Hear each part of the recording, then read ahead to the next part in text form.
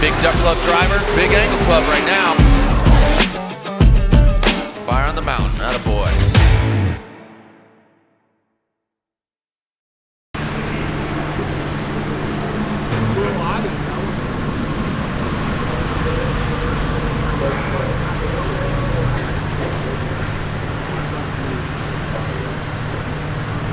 All time. Justin, parking lot. Yep. It's not him. Justin. I get my ass chewed out all the time because that parking lot ain't in good shape, and now I know why. Bro, this is the first time. We're not even local. Never stopped in the state before. Yeah, that's I'm ridiculous. sure it's the first time. You still come down there.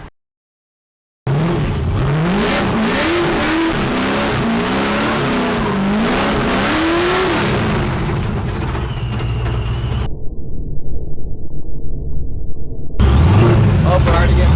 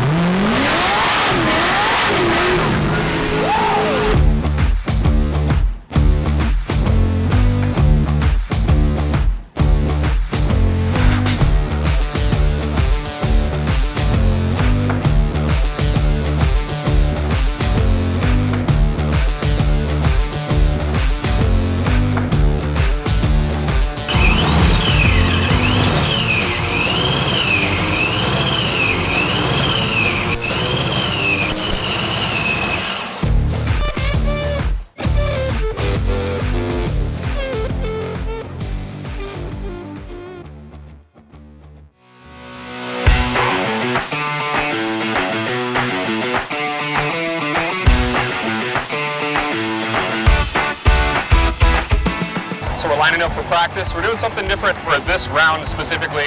They're letting us line up in order of where we are in standings. So since we're super low in standings, that means that we're going to go one of the first. We're like fourth in line. I don't want to say anything about it. I typically like to do like fourth to sixth so we can let some rubber get laid down. So we're not like on a virgin track, but they did let Dye go out. He did some laps for Pit and Paddock, I think it's called. So they did some laps in a car already. I can already see some rubber laid down over there. This track is one of the only tracks where they let them lay down some like permanent paint. So you'll actually see a really good definitive zones with good paint that should stick around a lot longer than the chalk that they use at other tracks. And then they have a nice floating zone. So you're gonna see in the live stream, you're gonna see some really cool aerial video of bumpers sliding through the zone from the top view. So it's gonna be pretty awesome. We're gonna go get some practice and see how today goes.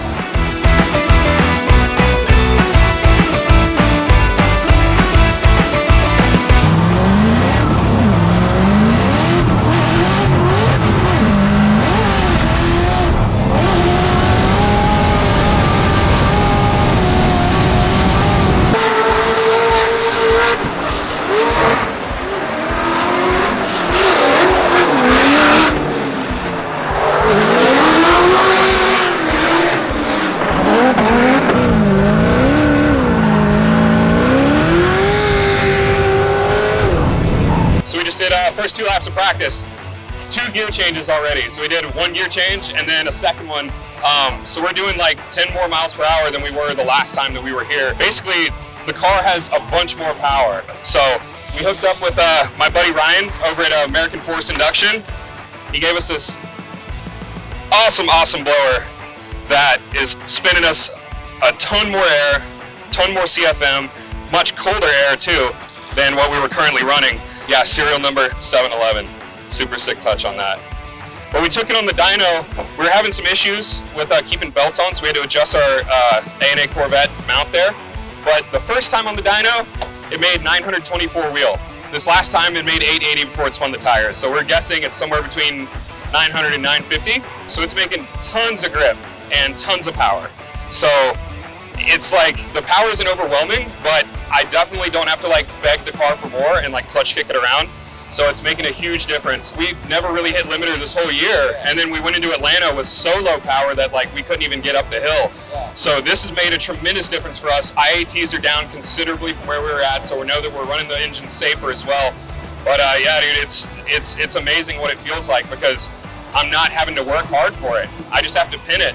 And it was just like we went out and we were on limiter the whole time, then we went out again, limiter the whole time. So now we're just gonna keep bumping those wheel speeds up and just get it as fast as we can go so we can get more angle up on the bank too. So hopefully get those style points.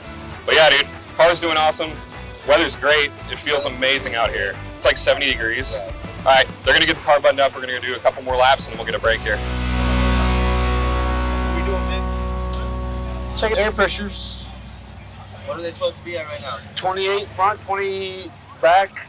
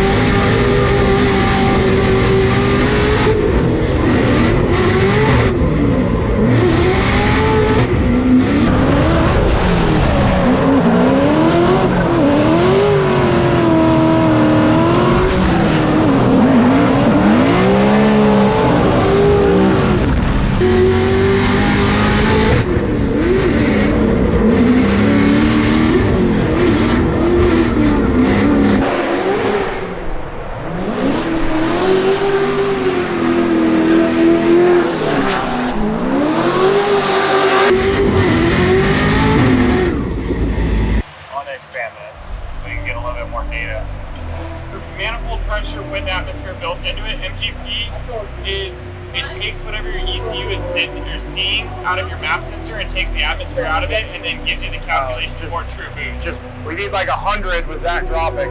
Yeah, it's not slipping. Definitely not slipping. We're just pulling some logs to see. We thought maybe the supercharger belt was slipping, just feeling down on power a little bit, but we confirmed it's not. Boost is staying solid. Everything's happy in here, so he just needs to let off the left foot brake a little bit because it's dragging it down just a hair. So going third is obviously ideal, but if we can't do third, just have to make sure that we're right mid-range throttle. Yeah, and or honestly, mid-range like, revs. if you're up and you're feeling the outer zone 2 the whole way, Yeah. it's essentially is going to put you on a better line to reach the outer zone 2 in case something like that is to happen.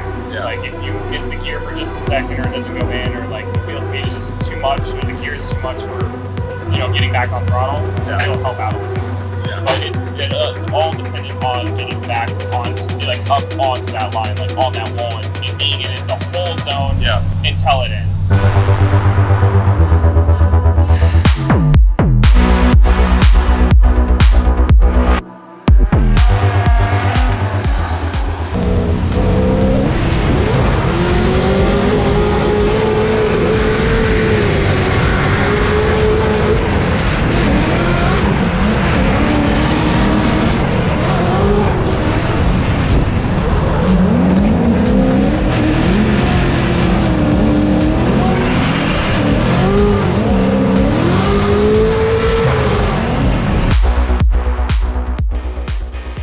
Good to see you.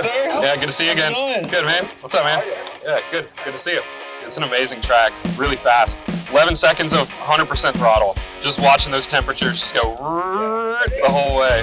It was just kind of like something that just happened to be. I was always into cars, and I started working on my career, and I sold all my project cars. And after about 2 months, I got sad of not having one, so I went on Craigslist and I found a BMW that had like some drift stuff on it.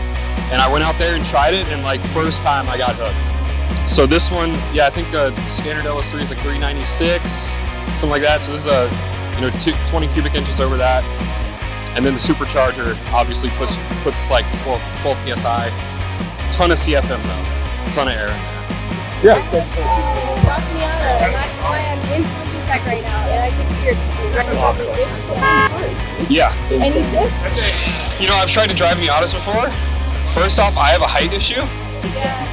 I can only drive the convertible ones because my head touches with a helmet on. The hardest parts about drifting a stock car is you're limited by power, you're limited by angle, right? So with a Miata, you're gonna wanna get like 185 tires or 195, super skinny tires, and just put them at like 60 PSI. It's a G-Force GSR 4-speed dog box. They use dog rings instead of a synchro. So when you hear us put it in gear, you'll hear it go top, pop. When you push it together, they're both, one's spinning and one's not, and it goes thunk, and it grabs it, and then it starts spinning it with it. Kind of like a synchro does, but a synchro does it slowly. This is just a lot more aggressive. You got a paint marker? Sick. What's up, dude? How are you? Set it down. I suck at just trying to sign stuff vertically. Yeah, for sure, man. Yeah. If you guys ever have any questions, dude, my Instagram DMs are open, so. All right, so that was Accelerate. They're a group that takes at-risk kids from places all over the country, and they basically give them a chance to get into the automotive industry by giving them a leg into classes and courses where they can start a career straight out of school. It gives them the opportunity to just get right into coming and seeing real-world things like Formula Drift and meeting real-world people like ourselves and let them know, like, you guys can do whatever you want to do. You just got to set your mind to it and don't give up.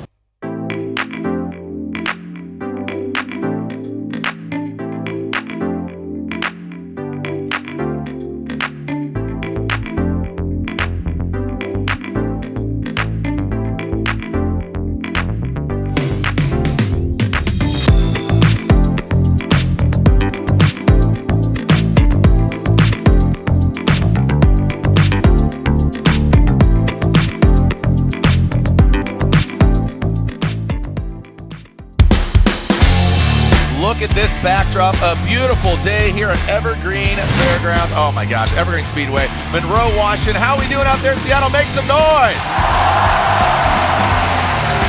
You can feel this all the way across the country. Round 6 of the Formula Drift Pro Championship. This is the throwdown.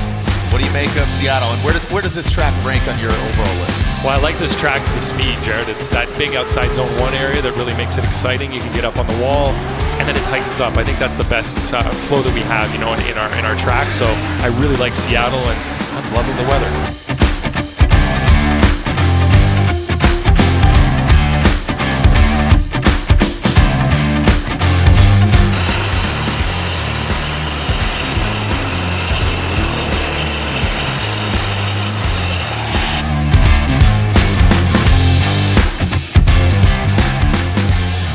It always takes me till the last few laps until I get qualifying down. So that one was really good. If we can do that consistently for 2 more laps, we'll know that we'll be in a good spot for qualifying. Car's lighting off, tons of power thanks to that new AFI blower, dude. It's lighting off. So yeah, but yeah, let's get it.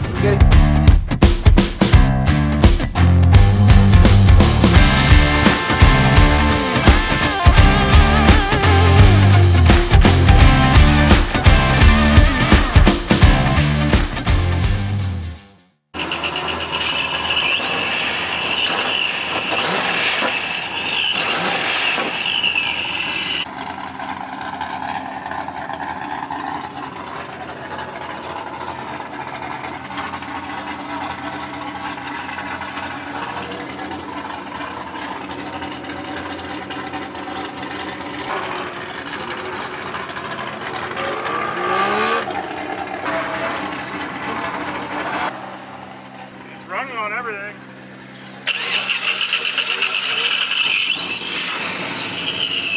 All right, new sponsor for Josh Love, this Jasper Keys clothing. Pretty cool stuff. So if you want to take a look, check out Joshua Love on IG and check out Jasper Keys.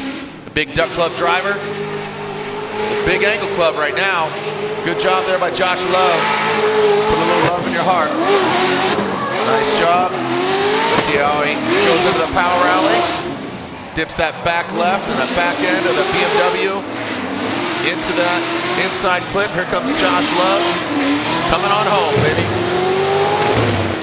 Fire on the mountain. Attaboy. By Josh Love.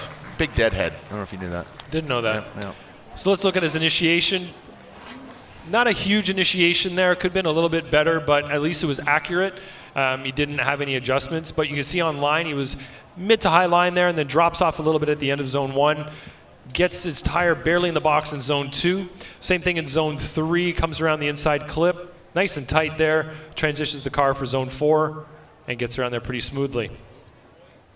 So let's watch it from kind of a ground level again. Is pretty decent over the finish line. I would say that his angle wasn't as high as we'd like to see throughout the course, though. That's one thing that will be lacking, points-wise for the angle judge. And they're at a 79, so finds himself in the show, a 79 for Josh Love. You're a little shaken up. What happened? I'm a little bit shooken up, yeah. We pulled into the box, and it sounded like there was a huge hole in the exhaust. It kept backfiring. We ripped a hole in the exhaust, which this exhaust has been welded like 7 times. But then it wasn't running great, and then when I'm in the burnout box, the throttle got stuck wide open until I kicked the pedal a couple times and cleared it.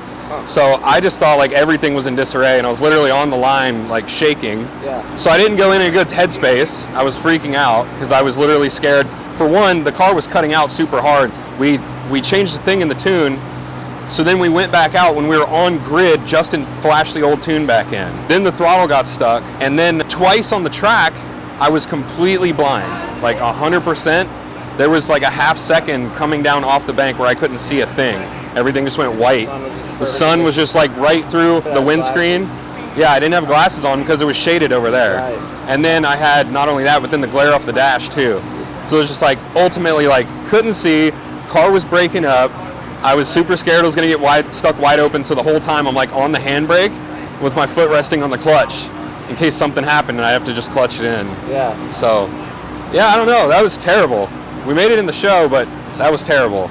That was like the scariest run I've ever made. And they're gonna pull spark plugs, already pulling logs, trying to see if anything looks weird.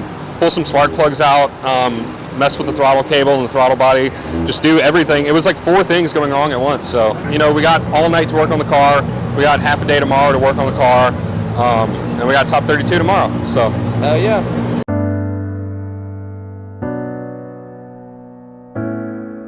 As we're lining up for warm-up, they did something different with the line. The last round, we were talking about being the first ones out in the pits and stuff. Well, now they completely did something different. Yesterday for practice, they lined us up from 32 back to 1, and then today they're letting them go from 1 to 32 in current series standings. I really don't like this, being as someone who would benefit from it, from being on the very far end of one side, being close to the bottom. Technically, like I would benefit from it. However, it's just part of the game. They're figuring it out, and I totally, have respect for constantly trying to push and like make new rules that are applicable to the situations and scenarios that we come across. But at some point, like, let's just drive, dude. Right. Don't take all this so seriously. Just let's get out there and put on a good show and just like drive our best. Yeah, last night went into qualifying. We didn't realize that we also dropped a V-band on the exhaust. So it was the O2 sensor was only reading about half the exhaust. So it rich into the bank up super bad. Yeah. So that's why the car felt like it was running bad. We still don't know why it got stuck at wide open throttle in the burnout box. We assume it's just the throttle cable got stuck, but that's never happened before. So I was like, I'm either gonna run out of power or I'm gonna get stuck at wide open throttle. Either way, this is no good. But yeah, today at least in line, it feels like it's running a lot better. That's another thing they came up with is lead, chase, or chase, lead, whatever it may be. But at the last round, they experimented with counting our laps. So they put something on our door. I don't know if you can see it. I think you put it back here. Well, yeah. Okay. Yeah.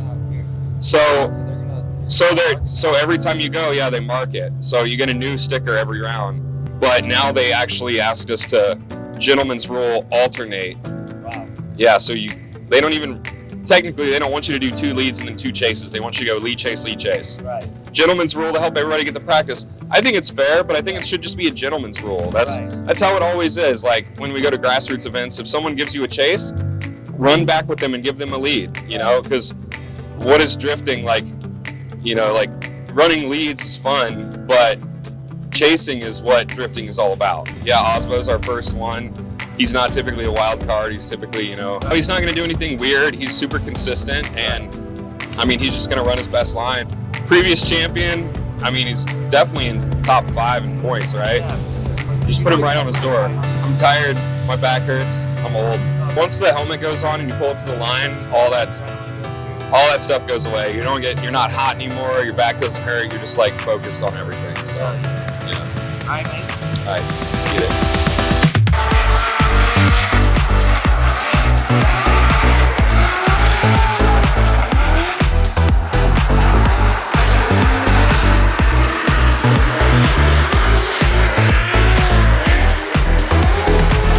Josh came back in. He had a problem with the power steering. He said it locked up on first bank. Came back in, saw power steering fluid was leaking everywhere. Turned out to be a loose banjo bolt fitting on the rack. Just tightened it up real quick, got it back on the road. Hopefully we get out there and make some more practice laps.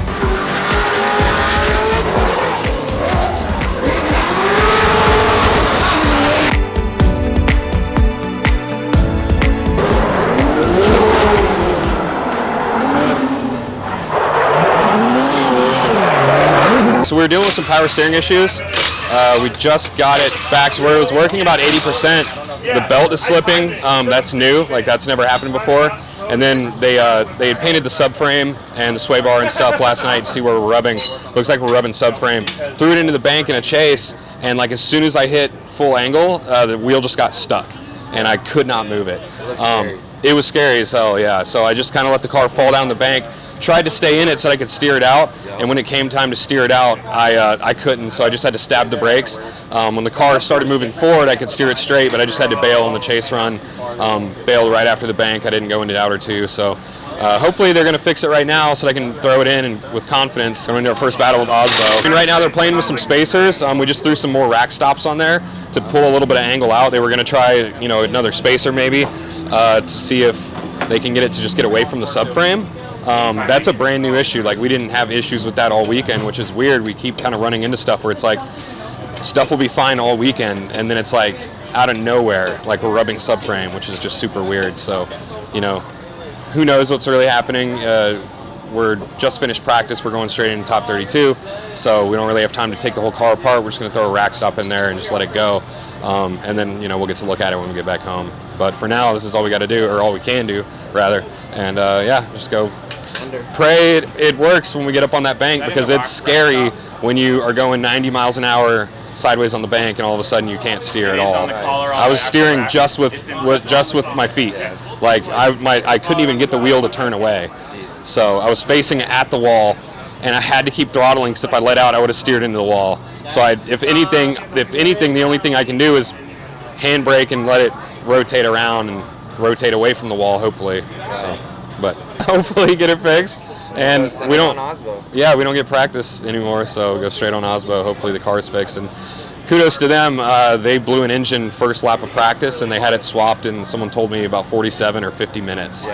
So one day. Our next battle was going to be another Toyota, and that was going to be Frederick Osbo going against Josh Love, and Josh Love is calling a competition timeout. Lorette's with him now. Josh is sitting in his car right now. Josh, why did you call the 5? We started having some power steering issues this morning. Every time we started spinning the wheel, it seemed like the belt was slipping. We noticed the power voltage out of the alternator was dropping, so it looks like they're going to swap an alternator right now. Hopefully we get that back on within the 5 minutes. So, yeah. Do you believe the team can do that? Oh, yeah, absolutely. They've already had all this stuff apart this morning. They should be able to get it done in just a couple minutes, so hopefully we'll be out there. Okay, perfect. Josh, thanks so much. We're looking at the clock right now. Kevin Wells has it on his phone, 3:40 left. Guys? Thank you so much, Lorette. So 3 minutes, 40 seconds left. Alternator, Josh Love, absolutely lovable individual. And you can see the crew getting it dialed. Alternator, looks like they're already strapping it back in, and we're good to go. Look at that. Again, you see the driver, you see the, some of the crew guys, but there's just that whole system, that whole team behind the scenes that thrashes to get things done, especially during those competition timeouts. Now we go back to Frederick Osbo and Joshua Love. Frederick Osbo, the two-time champ in that Rockstar energy drink. Toyota GR Super on Nitto tires. Joshua Love ready to throw down that Jasper Keys, a new sponsor for him. So congratulations to him. Let's see how the BMW throws down. And here goes Frederick Osbo out front, the gold nose, keeps it tight to the wall. The alternator obviously changed out. Kudos to Josh Love and his team for getting the car back up and going against that two-time champ.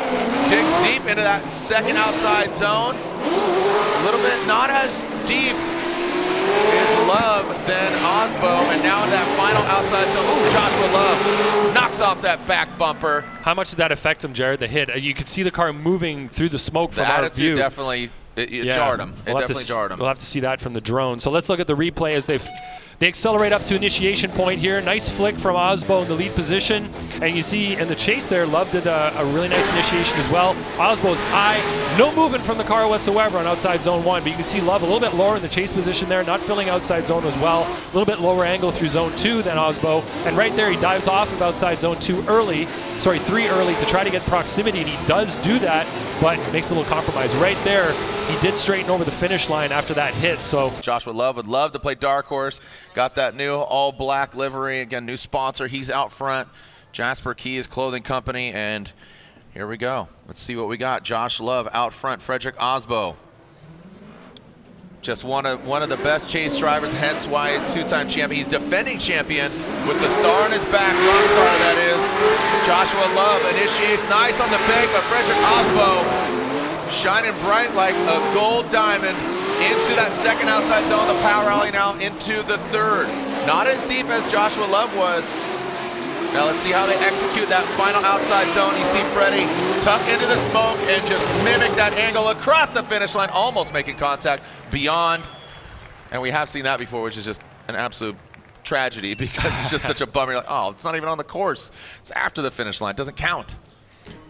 That was, I would expect to see more proximity from Osbo there. He was in the game, definitely, not, unchased, or one of those chases that isn't in proximity, but through the infield wasn't as close. But right here you can see that in the lead there, Love is slightly lower than Osbo was on his lead. Right here, Osbo gives him a little bit of space through the infield, just a little bit more than you'd expect there. Osbo, like you said in the chase, misses outside zone number 3, and then as he transitions here, nice and tight, and this is where he puts the exclamation point on. Nice and close, great mimic all the way through the finish line. And here we go, slide him left for Osbo or right for Love, and there it is. Frederick Osbo gets the win. Again, Josh Love, hats off to his team, getting the car back up and running. Great looking. Again, Jasper Keys, Big Duck Club, Holley, After Hours Autosports. Gotta love some Josh Love. Dude, so we were fighting issues pre-qualifying. We were fighting issues, pre-battle. Qualifying, we got all that stuff resolved. And we go off for our top 32, and we had power steering issues. Seemed like power steering wasn't working. Pulled the car in.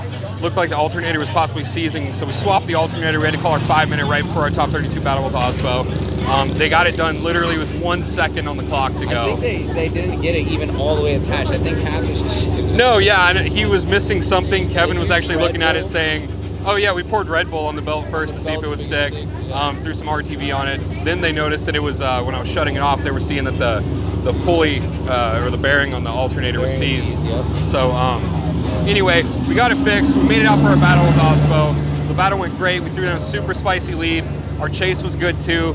We're still trying to throw it in a little bit harder. We haven't got a ton of chase practice this year with everybody. We weren't doing a lot of qualifications, all that stuff. Ever since the changes from St. Louis, dude, we're just on a whole different path. Like, we're actually getting out and doing battles like we should be. Realistically, I know we should be up in the mid-pack of pro. That's where we deserve to be. It's where we should be, and it's where now we're proving where we actually will be once we can get a fresh start to a year. But we're gonna go out and keep crushing it, dude. I mean, it's been a long season. The team is still killing it. The car is doing great, though, besides all the small nuance, problems that we're dealing with. But other than that, dude, I'm super stoked for Utah. Ready for all my Colorado fam to make it out there and actually come to an event. So, leaving this one on high spirits, dude. I'm super stoked. Seattle's beautiful. The track was fun. Team's having fun up there. I mean, everybody's having a good time, dude, watching the show. So that's what we're about to go, dude. We're about to go enjoy FD for what it is, and we'll see you guys in Utah.